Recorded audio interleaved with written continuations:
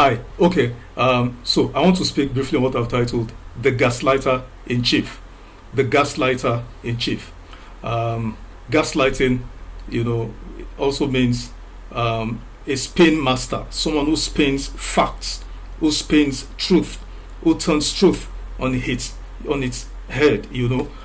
Also could mean someone who distorts reality. That's a gaslighter. Now, I want to say this with all sense of responsibility. President Bola Ahmed Tinubu is Nigeria's number one gaslighter, just as President Donald Trump is America's number one gaslighter. And I also want to say, let it be on record that, all those who work for President Tinubu, his media aides and advisors, they draw direct inspiration from him, And that's why the president is pretty much comfortable with the likes of Daniel Buala, Reno Mercury, and the rest of them, because they're able to follow in his footsteps to gaslight the people. Now, why do I say the president is Nigeria's number one, gaslighter? Just yesterday here, the president, while meeting with Enugu State delegation led by their governor Peter Amba, was talking about the power unbundling, the privatization of the electricity sector when the assets of NEPA, the distribution assets were given to distribution companies and all of that. And he said that in 2013, of course, the administration of Goodluck Jonathan, through that privatization, that's the reason why there is no electricity in Nigeria. The heresy, the lie in that is that since 2013 to 2026 is 13 years. Now, APC government took over May 2015 under President Buhari. And I'm glad. In fact, the first gaslighting of President Tinubu is that when he took over May 29, 2023, himself and his aides, they denied, President Muhammad Buhari. They threw him under the bus. Everything wrong about this country was attributed to President Buhari. Of course, I know that largely President Buhari was incompetent for his 8 years he didn't govern this country. But just last week, President Tinubu owned President Buhari, made a bold face, said Buhari is him, he is Buhari. Because now he needs northern votes. So suddenly he admits that himself and Buhari are one. They are inseparable. Fantastic. So from 2015 to 2026 is 2015 to 2026 is 11 years. Guess what? If the APC under Buhari and Tinubu, 11 years, if they wanted to solve the electricity debacle of Nigeria, they would have. How? Brilliant question. We have the low-hanging fruit, Mambila hydropower in Taraba State. Is the foundation, everything are there, but just to focus on it and do it. So between APC, between Buhari and Tinubu, if they wanted, that 5,000 or 3,500 megawatts Mambila hydropower would have been completed in 7 years. Why do I say this? Aliko Dangote, a private citizen, an individual, builds Dangote Petrochemicals and Petroleum and Petrochemicals Refinery in 8 years, 20 billion worth, largest single train refinery in the world, 650,000 barrels, crude oil barrels per day refinery. Dangote built it in 8 years.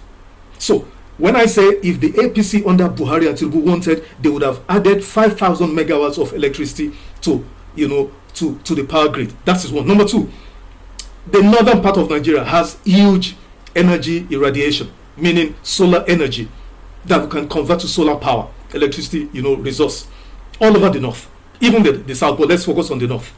That could have given Nigeria at least minimum 5,000 in 11 years if that was a party and government that had vision. They were thinking, but they did not. But it is convenient now for the president to lay the power sector failure at the doorstep of a government that left office 11 years ago.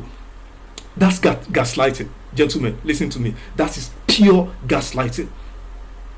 Because he's saying this now because in 2022 or 2023, he said openly, if I don't solve electricity, you will not pay for estimated billing, you will not need to suffer for electricity, and if I don't do it in 4 years, don't vote for me. Now he's spinning facts. He's distorting reality. But beyond that, last week he met with some group of renewed hope ambassadors, and then he was saying all sort of things about the ADC, that they held a street convention. Mr. President, where do you want them to help to hold their convention when your man, the FCT minister, denied them Every other venue that they could use, the Eagle Square, the National, the Moshood Kashmau Stadium, even the private venues, operators of venues, they were under pressure not to allow them have venues. And yet the president is gaslighting the public that they held a street convention. And then he says, oh, they are breaking the law. What law, Mr. President, the ADC leadership break? That the Court of Appeal says they should all parties in a suit should go to status quo ante bellum. And your man, your INEC chair, whom you appointed and apparently instructed to do your bidding, decapitated the leadership of the NWC of the ADC to mean there should be no leadership. So that is how they've broken the law. You are gaslighting the public. And then again, when they were doing the commissioning of, you said you're not afraid. No, that same event of the renewed hope, you said you're not afraid. Of course, we saw your body, your body language, your physio, even everything. You are afraid, Mr. President. And it's because you've not performed well. You know you have not performed well. Those around you know you have not performed well. That's why you're afraid. That's why you're doing everything you're doing. You have not governed well, Mr. President. You have not governed well. That's why you're afraid.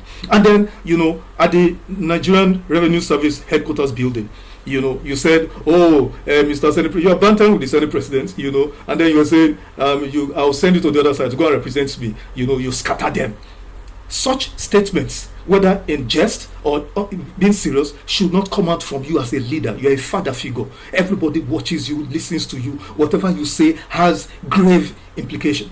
The utterances you make have great implications. And of course, just as I said now, your chief of staff, over the weekend, a few days after, went to a birthday function of Honorable Leke Abejide, his wife, and then he said there, Leke Abejide, don't leave the ADC, stay there, do whatever, scatter them, imitating you directly. And that's why I said your aides copy you. They draw inspiration from you.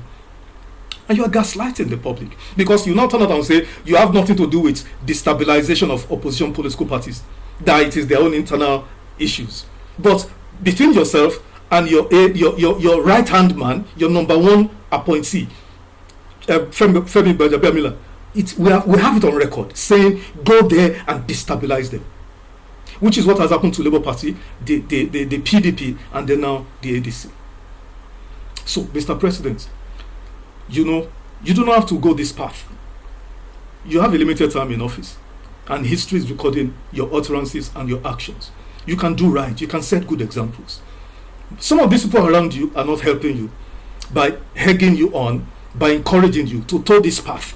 This is the path we all know. Those of us students of history will know how it's going to end. It has never ended well for those who toe this path. You have an opportunity to rewrite all these wrongs. You can change this narrative by doing right by the people. You don't need to gaslight. You don't need to gaslight. And for someone like me, I have a duty to say it as it is, to say the truth. It's my calling, because lies and sycophancy exactly have brought this country to where it is. And that has got to stop. We must call out leaders when they do wrong. When they do good, we'll praise you. Mr. President, stop gaslighting and do right by the people of Nigeria. Thank you for listening, and bye for now.